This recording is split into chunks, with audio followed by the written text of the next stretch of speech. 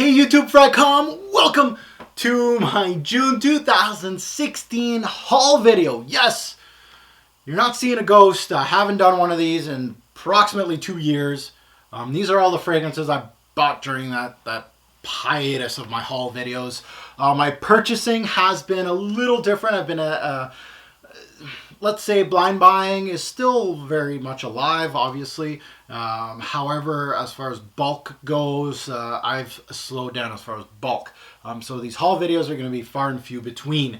I'm already starting on a new haul video here. I've collected 6 bottles for another haul that are not in here. On case in point, this thing right here, Royal Night, Encre Noire à l'Extrême, etc., etc. So this is I might just do an annual haul every year.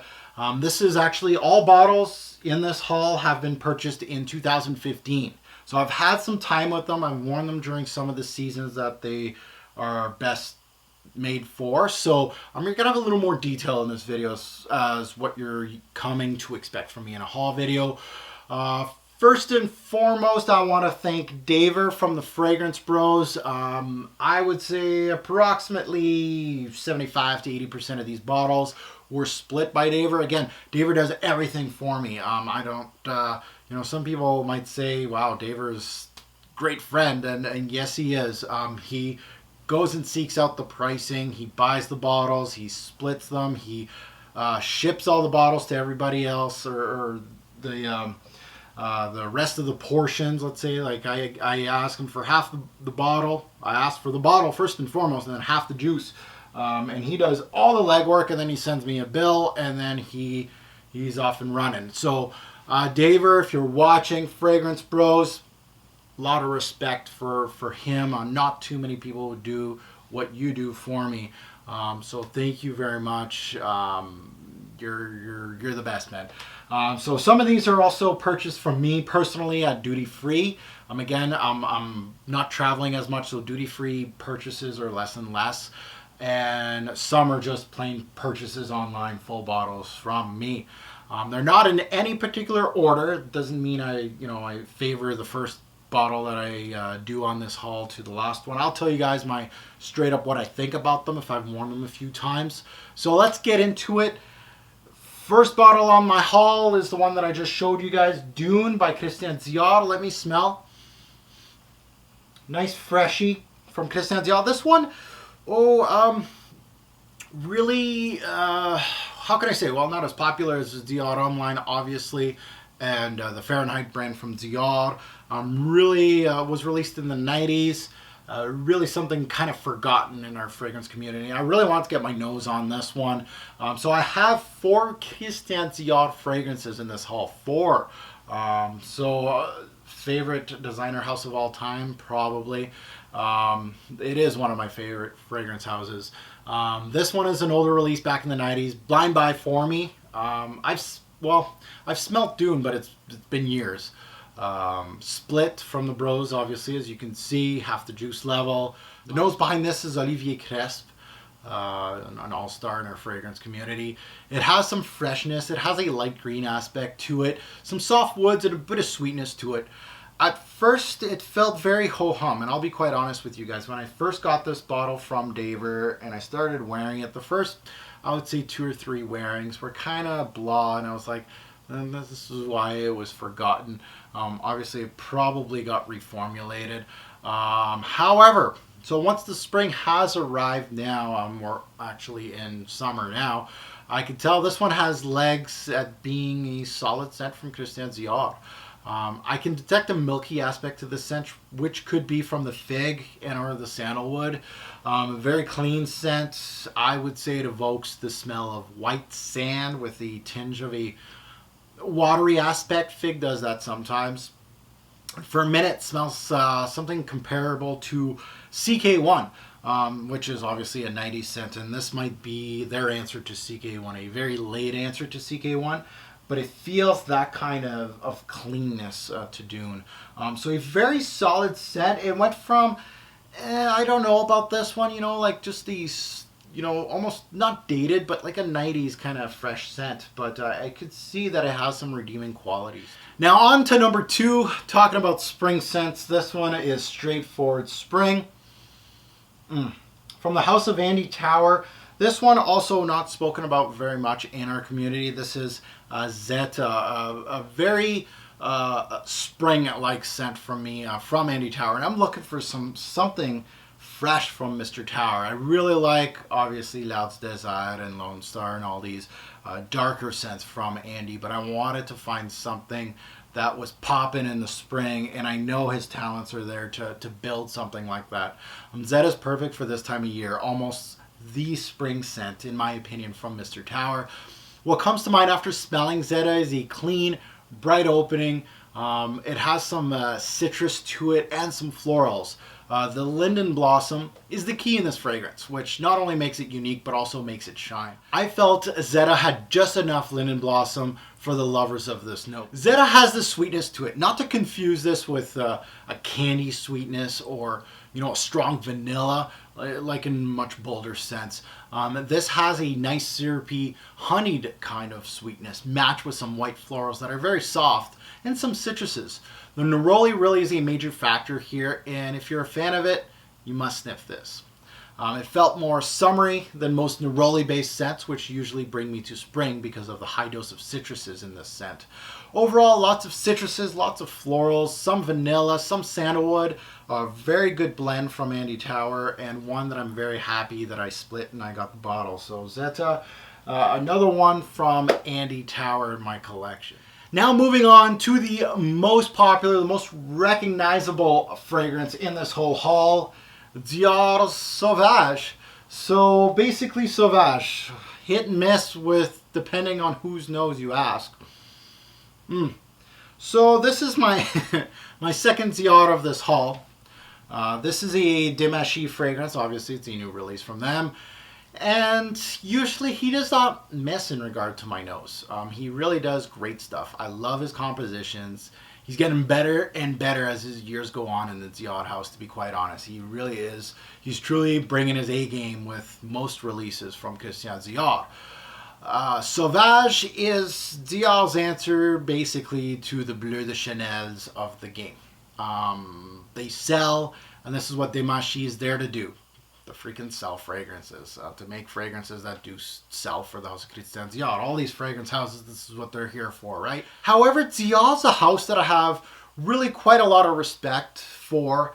Recently, they're more trendsetters than actual followers. Not recently with their flankers and things like that. So they are kind of grabbing on to what's hyped or what's loved out there in the men's game. And this is a case in point right here with Sauvage. They're following the style. Is Sauvage something I love? No. From this haul, no. Do I see why it's getting praise? Yeah. It's easy to like something that does not stand out that much in the fragrance game. Something that doesn't evoke anything daring or different. Obviously with those words that I bring out when I say daring, some people that watch my videos are like, no, that's not for me. When a fragrance reviewer says daring to me, you have my attention. I do want something different and daring. That's what I'm looking for. But a lot of you out there are not looking for that kind of stuff. So many people want something easy, safe, easy to wear, safe to wear. I want to smell nice, but not too much personality to it, right? This is for you. I cringe at the composition of Sauvage. Nothing there to truly get my attention as a fragrance head. Do I say it smells like shower gel? This will collect dust for me, to be quite honest. Bleu de Chanel, I'll go right beside Bleu de Chanel because Bleu de Chanel also collects dust for me. I have this, as you can see, in my collection, and I have so many fragrances that are very pleasant to the nose, but highly high end, like a Xerjoff or something like that will do the trick as far as an easy scent to wear. So it's not something I expect from the great Dior house. However, I did not expect Bleu from the great Chanel house either. So this is where the fragrance game is going. I'm kind of sad. But at the same time, fragrance houses are releasing things that are still interesting to me. Case in point, this guy right here, that is interesting to me. Sauvage, not so much. Moving on to Hugo Boss. So Hugo Boss released a couple flankers from their Boss Bottled line. If you don't know me, or you do know me, Boss Bottled is the best Hugo Boss release ever. Anything from Hugo Boss, quite literally in the men's game, is trash compared to Boss Bottled. Boss Bottled is number one, and then there's a huge gap for number two. Even then, I wouldn't even recommend anything else from Hugo Boss. Now, Boss Bottled is my favorite. How can you top my favorite? Well, they released a nude version and an intense version of Boss Bottled. Both names that interest me. Obviously, if you're going to do an intense version of Boss Bottled, you sold me. You do a nude version of Boss Bottled, you sold me. So, this one is Boss Bottled Intense, and I wish I got more. It's my first, I split it with Daver. Same with the Oud, I should have got more. My first impression smelling this is right on the money. This is Boss Bottled's original formula with a little kick to it. It has that usual beautiful spice, cinnamon, cloves, green apple kicker is there, some vanilla to back it up. It has an extra sweetness pop to it that I recognize. I believe it would be Tonka in this fragrance. The original I dubbed the only thing Boss actually did right. Well, this one is good and seems darker and made more for winter than a fall spring scent. So really something that I like with open arms. Very close to the original, still good. I'd prefer an intense Boss bottle with less sweetness than this one gives, and more green apple and more cinnamon. That would be something that I would love. Either way, this is a very solid release from the house of Hugo Boss. Keep going this direction, Hugo. Now let's get at bottle number 5 from the house of Hanae Mori. One that I really had my eye on for years, just never bought it, decided to blind buy it. Yes, this is Hanae Mori's Homme Eau de Parfum. It's an older fragrance that I blind bought when I heard that it was compared to Gucci Pour Homme 2. I really felt like I had to get my nose on this one. So yes, I can attest it is close to Gucci Pour Homme 2. It has that same warming, comforting feeling that I get from GPH2. A perfect blend of amber, cinnamon, pinch of citrus here. It has that warming yet spicy kick that I absolutely love. This one's a winner in my books. You can get this for under $30 online. Probably the best bang for your buck, especially if you like Gucci Pour Homme 2. And if you can't find the Gooch, go for this one. I really like what they did with this one. And this one it's funny because when this one was first released, really pricey, high-end designer pricing. And this just like fell off the end of the earth as far as pricing goes. So online, $30 or less. Go check it out. That one's really interesting, especially if you like that spicy kick, that cinnamon. This one is a winner here. A warming, comforting scent. My 6th bottle that I purchased was from the house of Caron. This one, old school is in the house. This is Yatagan from Caron. Ever since I read up on this fragrance, and ever since I found out the house of Caron and wanted to start purchasing the fragrances, this was on top of the list. All I heard online with Yatagan was daring, different, exotic, old school, all these kind of animalic touch to it. Really an interesting fragrance that I want. Blind bought, baby. Old school's in the building. 1978 release date. Oh, what a beast this is, by the way. Challenging scent that isn't for everyone. Yeah, it is challenging. It is a cheapie. I found this for under $40. Oh no, actually, never mind. It was online for under $40, and I got it split with Daver. But you can find this online for under $40. dry, dirty, green scent. There's some pine in here, castoreum, one of my favorite animalic notes. Smells kind of like the rimmer of a Caesar drink, and I think I said that in one of my top 20s. It had already hit one of my top 20s. It really has that celery, salt, and dill kind of smell to it. Very interesting scent. Really a good one from Caron. I'm happy I got it in my collection. Really good one. Now, from the House of Mugler, I have two. We got Pure Wood and Ultra Zest. So I'm going to let you guys know what I think about both of them. Pure Wood. Pure Wood was a blind buy also, yes. We don't have Mugler available where I live. And since I don't travel that much anymore, I don't have availability to get these. And I don't get free bottles either. I don't review their stuff too quickly. So either way, I'm still a huge fan of the Mugler house. As you can see, I got Pure Wood on my own accord, got it split. Pure Wood, an interesting scent from Mugler. Has a dusty appeal to it. Woody, yes. Oak-like, really interesting. However, what caught my nose was the sweetness in Pure Wood. I was expecting more of a dry woodsy scent. However, I was met with more sweetness. Again, I should have known better. That was some Mugler, Gourmand. But if you're going to name a fragrance Pure Wood, I was hoping more wood. Pure Wood came off as a simple composition from my experience with it. Much simpler than most Amen flankers that can hit you with in many different directions as far as the gourmand fragrance and that patchouli, everything else. I felt Pure Wood was very linear. It has that cinnamon bun appeal. The sweetness just smells like the icing of a cinnamon bun. That's basically what I was getting from it. The coffee and patchouli, more baked good than anything. It really didn't evoke woodsiness as a major factor in this fragrance. Not as woody as advertised. A solid release, but I can see this one getting forgotten with time. And already it kind of is one of those forgotten Muglers. Ultra Zest kind of had a better reception to it when it was released. So Pure Wood, a solid release from Mugler, one that I do enjoy, but we'll see within the review, when I review it, how I feel about it.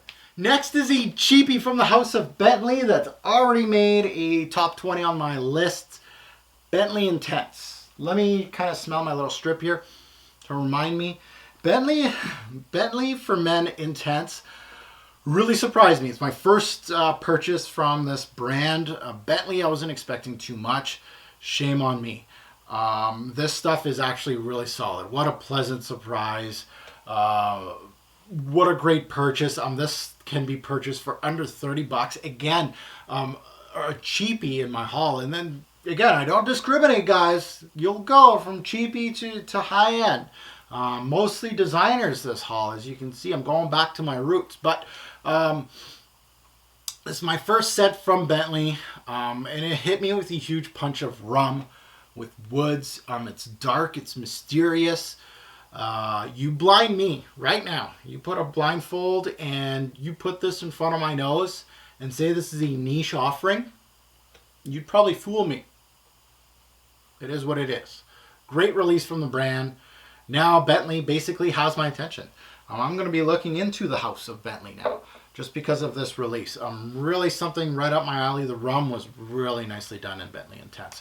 Next from the House of Mugler, the next one in the Mugler haul is Ultra Zest. And Ultra Zest came out of left field. I wasn't expecting this from Mugler. I'm like, they're freshies. You know, Mugler Cologne is an amazing scent from the House of Mugler as far as the freshies go. Iceman, very interesting. The rest, blah. Ultra Zest is a grower on me. It's one of those fragrances that if I did this haul when I purchased this, like almost a year ago, it would have gotten from me, let's say, just off my top of my head, it would have got a 5 or 6 on my Richter scale to now a full-blown 9 out of 10 right now. The best summer release from Mugler, Very close. Pretty close. Mugler Cologne still has the crown, to be quite honest. However, this orange zest in this fragrance, Ultra Zest, it was named aptly because the orange is so well done here. No orange pledge. Again, when I'm thinking orange pledge, I'm thinking Varvatos Artisan. I hate that fragrance. It smells like orange pledge right through and through. What an excellent blood orange scent here, with a great balance with the gourmand notes. I really felt like they hit it. This really hit hard with this spring with me as a straight up gem. Every time I wore it, I was like, wow. The more I wear it, the more I'm going, wow. This will be top 20 worthy this spring and summer. So you'll probably see this in my top 20 designer list for spring and summer. Yes, I'm late. Don't remind me in the comments below. Don't you dare. Now, how high can this climb is now the question. I really enjoyed this spring, and I'm still wearing it this summer. I like that one. That was probably their best mesh of the Amen combo with a kind of summer zest to it. That's the best one they've done. Next, from the house of Dior, again another Dior. This is from their Dior line. Oh, I love that line. DH Parfum. DH is probably my favorite fragrance line from a designer house, bar none. DH, DHI, the list goes on, DH Sport. I freaking love that line. It's just so modern, upscale, easy to wear. I can't even start describing the DH line. One of the best modern releases of my lifetime, to be quite honest. When Parfum was first released, I jumped for joy. The juice was dark. I was like, yes, good. They gave me that familiar DHI kind of, hey, DHI, I love it. This kind of gave me the same kind of dance here when I first opened it. Parfum came off as a very familiar fragrance with DH as a brand. As that whole lineup goes, they all kind of smell. They kind of give you that familiar DNA to remind you, oh, this is DH. Maybe a little too familiar when I first bought this to DHI. To me, it felt very, very familiar. It seems like if I own DHI, this may be suited for the exact same occasion. So it's either one or the other. And DHI is a freaking masterpiece. So is this. Given I have not given DHP its proper wearings yet, in 2016 fall, which is coming up, I plan to give it its proper due course to see how it does. Am I going to start wearing this and then I want to go back to DHI? That's what's going to happen. Or am I just going to have my fill with this and continue wearing this during 2016 fall? We'll see. As far as the scent goes, it's still high class. It's still great. The iris is still number one on my list as a DH note. Really great. However, what's setting this apart from the others is the leather. I can't wait to actually explore this one. It'll be gunning for that number one spot where DHI is properly crowned at the moment. So, again, kind of mixed feelings, right? Is it, worth purchasing if I already have DHI or Dior? Maybe not. Is it the same type of quality? Yeah, oh yeah. Is it still great? Yeah. Is it different enough? We'll see. That's where this fall I'm going to let you guys know what I think about it. All right, guys. More flankers coming up. Designer flankers was probably the theme of this haul. They just released a lot of really interesting flankers in the past couple of years of some of my favorite fragrances, namely Le Mans, La Nuit de l'Homme, Dolce & Gabbana The One, Boss Bottled. I can keep going and going. Intense, extreme versions. This is right up my alley. If you want to darken a scent, I'm your man. I want to smell it. So let's get into it. Bottle number 11 of this haul is from YSL. And this is La Nuit de l'Homme, L'Intense.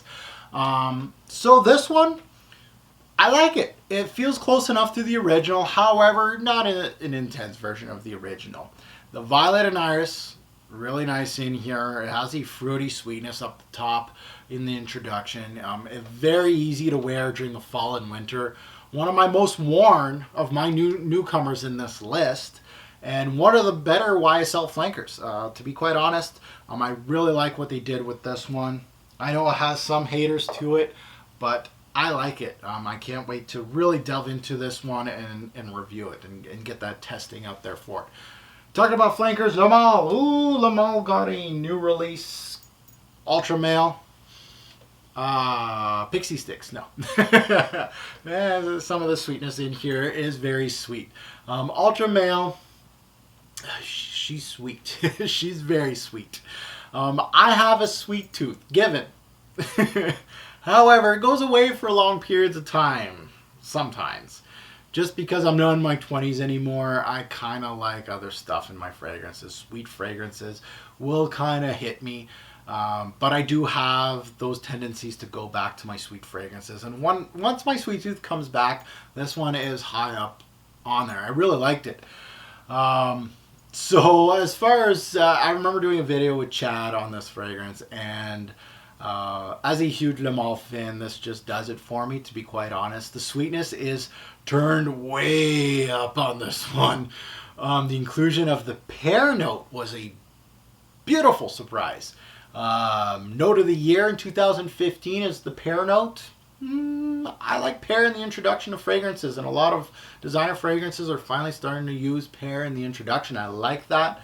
I love the addition of pear in Le Male. It was the worthy addition to this this fragrance. You're gonna have no problems with projection and longevity with this one. In my opinion, this thing was beast every freaking time I wear it. Almost too much sometimes. This is something simple that I just throw on when I don't need to take myself too seriously. If I'm jeans and a t-shirt and I'm just going out to the mall or something like that, or going grocery shopping, I'll throw this on. So Ultra Male, that's only when the sweet tooth is going. When the sweet tooth isn't going, this is very potent sweet stuff, and if you're kind of not into the sweet fragrances, this is, stay away, because this is gonna kill you. Next one is from Davidoff. I'm surprised it's actually in this haul. I haven't even really introduced this properly on my channel. It's just made a whole bunch of top 20 videos. Davidoff's Leather Blend. Let's smell it again because I like it so much. Yeah. So this fragrance had enough press on my channel, to be quite honest.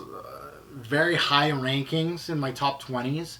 Davidoff's best release in basically a decade. Well balanced leather scent. It's softer leather, so it's not a rough and tumble. Some can say like a suede like note. It's softer, yet it has an elegant touch to it. One, if not my best purchase in 2015. That is, yeah. And this was I found this. This was a duty-free purchase. One of my only ones. This and DH Parfum were my duty-free purchases when I was over the pond there. What a great find this one was. And I remember I saw that bottle. It was in the women's aisle, by the way. And I'm like, leather blend? I've never heard of this. And they had a tester there. I smelt it. I was like, sold. I looked at the price. It was like $100 and some bucks. I was like, ooh, yep, I'm going to buy it. I've never seen this before. I haven't heard of it. It's going to be a gem. So leather blend. Next, another flanker, Dolce & Gabbana, the One EDP Eau de Parfum. So this stuff, this is a compliment getter off the bat. I just have to say that. Great casual wear. When I say that, is basically what I mean. I can wear it casually. This is what I wear this with. Jeans and a t-shirt kind of deal. This one will get some fall this coming fall. I love the exchange that the fresher notes like ginger and citruses have with the tobacco in this fragrance. I really felt like the One lineup really does a great job of utilizing darker notes. However, those darker notes aren't, they're supplemented with very interesting uplifting notes. It really has that beautiful balance to make the fragrance intriguing because of the darker notes. So it has some depth to it. However, it's not too dark that, if you wear this in the winter, you're screwed. It's not going to last worth a crap. But for the fall and spring, or wearing it on a date, summer nights, this stuff, the whole lineup, you can wear those summer night dates. Beautiful fragrances for that. So the EDP, actually, I applaud it. I think it's actually a solid release. I know that one also gets these two. These two flankers get a lot of poo-poo online, a lot of poo thrown at them. I think they're both solid additions. Take it with a grain of salt, but however, I own both these lineups, the whole freaking lineups. I own all their fragrances, and I think they're both solid releases. In my personal opinion, as far as fragrance goes and the beauty of fragrance. So those two, really solid. Now I need to contain my excitement a little bit because the next 4 scents, which are going to complete this haul, are the ones that are set apart from the rest of these fragrances. All excellent scents, to be quite honest. I don't think I had really a bad purchase in this whole haul. You guys can comment below. Let me know which ones are bad. Sauvage? No. Can I bash this thing even more? I'm sorry. Anyway, all right. So the next 4 fragrances, I want to excuse my my uplifting style. I'm gonna maybe do a little bit of shouting or dancing a little bit because these 4 fragrances are top notch. These fragrances are going to be rotation killers. They're gonna be in my rotation. They are gonna hit top 20 list, if not already. I think all of them have already been in top 20s. I might be wrong. So anyway, my 15th bottle on this haul, from the house of Amouage. Amouage, to me, is a house that is a can't miss house. There's a lot of these houses out there that as a fragrance head, I've purchased so much that Amouage is almost like a instant purchase, depending, when they release a new fragrance. And this fragrance, oh my God, it's just right up my alley. Journey, man. What a beautiful, the gold on the side. Ooh, I love it. I really like the presentation. The presentation makes me happy. Not only that, but the scent itself is absolutely stunning. Amouage Journeyman, god damn it, Amouage does it again. This is by far the most interesting and most compelling juice of the whole freaking haul. Sorry, but it is. Nothing can, you guys see what I've purchased. As a fragrance head, if you're watching this, you're not a designer head, you're just a fragrance head, like me. Again, there's nothing wrong with designers, but this thing is on another level. The mix of spices, the berries, the familiar smoke from Amouage. This is why Amouage is by far my favorite niche fragrance house. They just grab someone like me that loves incense and spices and keeps making juices that are unique in their own way. Complexity is through the roof with this one. Another great one from Amouage. Again, I sound like a salesman for Amouage. However, you would think I would get, let's say, bored with Amouage fragrances. Some fragrance houses kind of collect the same kind of fragrance, right? They use incense as a base and they just keep doing the same crap over and over again. Amouage kind of reinvents the game. They use the same kind of notes, but they use it. I could be talking for 20 minutes, so I'm going to stop. Journeyman is a good release. Moving on, another designer fragrance here. I talked about Boss Bottled and how great of a scent it is. And Boss Bottled Intense was actually a decent one. This one knocked my socks right off. This is Boss Bottled Oud, the best release from Boss by a long mile. Boom. Booyah. Done. This was my #1 winter designer fragrance in my top 20 winter list. The first time it could hit a list, it hit hard. I got my nose on this right away. It was in the rotation. I was like, rotation worthy. Yes, the flanker of one of my favorites of all time goes after the throne of the Boss lineup. Oud, green apple is such a great combo. A fruity aspect with oud will work. And I don't know why there's not that many oud and fruity combos out there. It should. Green apple in this was crisper and juicier than the original Boss bottle. Then I don't know how they did it. They did a great job with the green apple. The oud was decent. Signature scent worthy, yes. I'm looking at this dark. Oh no, I still have half a bottle, so I'm still good.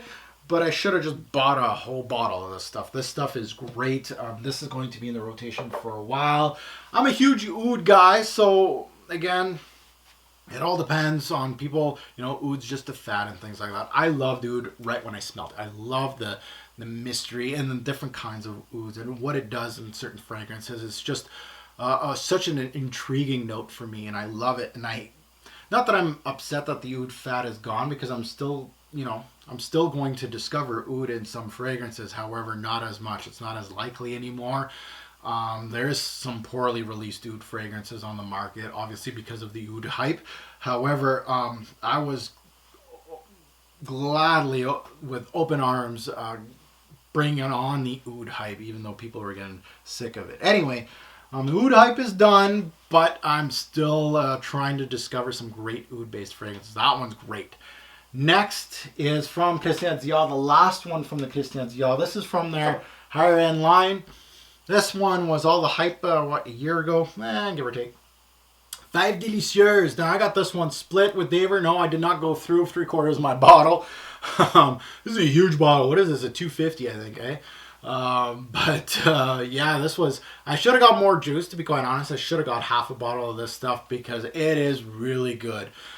This is the second best tonka bean based fragrance on the market today. I like tonka bean in a fragrance. Again, it has to be well done. And there is different kind of tonka beans on the market as far as the tonka bean note goes, and this one nailed it. This and Tonka Imperial both nailed it, and they make the complexity of tonka such an outstanding way. It brings tonka to life. The complexity of the tonka bean, showing kind of like the cherry aspect in tonka. Not a lot of fragrances with tonka show that cherry aspect. This one does. Tonka Imperial does, and a lot more. But it is art. It is art, and that's what I'm looking for. A fragrance that will show a complex note like that in all its aspects. Feve Delicieuse does it, and I understand why it's getting so much love lately, but I don't want people to forget about the originator. Tonka Imperial did it first and did it very well. It is the best. But this is a great gourmand in my opinion, and I can't wait to delve more into it. Unfortunately, I didn't get that much juice in here. I probably have, 50 or 60 mils in here. So, yeah, a good one. And last but not least, probably the most intriguing and the best fragrance in this whole haul, in my personal opinion. Yep. This fragrance is... How can I compare it? You guys remember when I loved Pulp from Byredo? Where's my Pulp bottle? Oh, I took it out because I was actually wearing it, obviously, because it's always in the freaking rotation. That's why it's a number one. Pulp from Byredo, if you guys remember, I absolutely love that fragrance, and I still do. And it made a mark on me because I never seen any fruity fragrance do something like that. This one right here, Enchanted Forest, is doing the same thing. So if you love Pulp and you never heard of this fragrance, let me tell you. Pause the video, go blind buy this fragrance right now. It's that good. It's going to be a number one on many of my lists already, just to let you guys know. Enchanted Forest is the best blackcurrant based scent on the market by landslide. I can't even ponder of anything that is in the same realm of Enchanted Forest. This takes a note that is mostly a secondary note in a lot of fragrances. Not often. You know, blackcurrant really isn't talked about that much. It is a secondary note in some fragrances that we know in our fragrance community that have been alight on YouTube, but blackcurrant hasn't been done like this. They made it as a primary note in this fragrance, and god damn, they killed it. They killed it. It's jammy black currant with some woods. Authentic to perfection. This gets a 10 from me already. You know, you guys don't even need a review on this. It's a 10. Forget the review. This is a 10.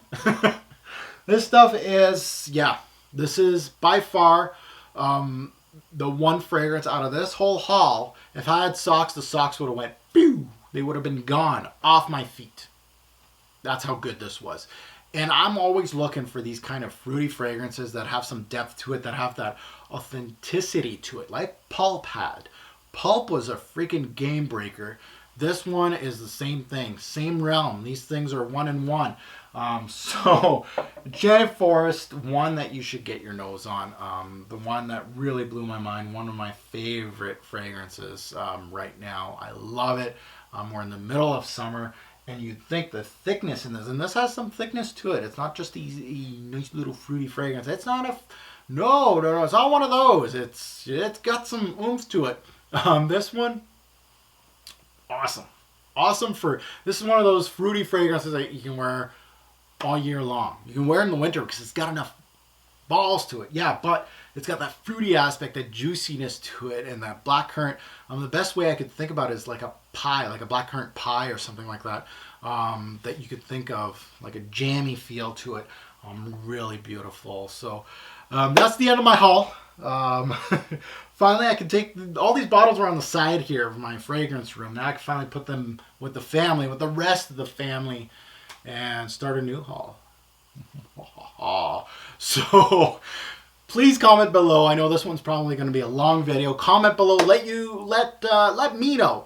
First, I'd like to know what you guys think are the jewels on this, in this haul. What are the sleepers? What are the shitty fragrances in this haul? I would love to hear your feedback on that. Any feedback on any of these fragrances, good or bad, is welcome in my comments. I'd love to get more comments in my haul videos. More comments, dare I say it, the more comments I get, the more likes I get on this video, the faster I'm going to do another haul. A little promise. So I'd like more comments on this video, especially with the range that I have here. And you guys could probably say Mark's back in his designer game, because there's a lot of designer fragrances out there in this haul. So thanks for watching, guys. This haul video has been long enough. Thank you so much for all your support. Have a good one, fragrance community.